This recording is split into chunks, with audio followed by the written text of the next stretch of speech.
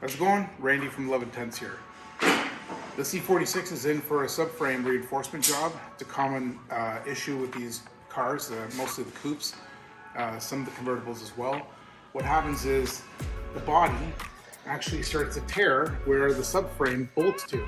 So we have a location here, there's a pad where the subframe actually attaches to, and many times the body will start to tear and you'll have cracks. Sometimes it's really hard to see these cracks just by looking underneath the car because you have the subframe physically attached to it. So you got to drop the subframe, and what we do is we actually grind back all the undercoating and the rust protection, so it's virgin metal, and then we actually have our own proprietary 1110 subframe plate kit, and so this ships out flat. It's easier to ship, and then what we do is these are all creased and we bend them so that they adhere to the curves, and then we basically weld around. If there are cracks, then we actually address all the cracks and weld in the cracks as well.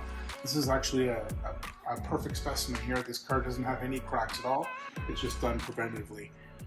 So give us a call and we'll set up some pricing for this job that should be done on all these cars.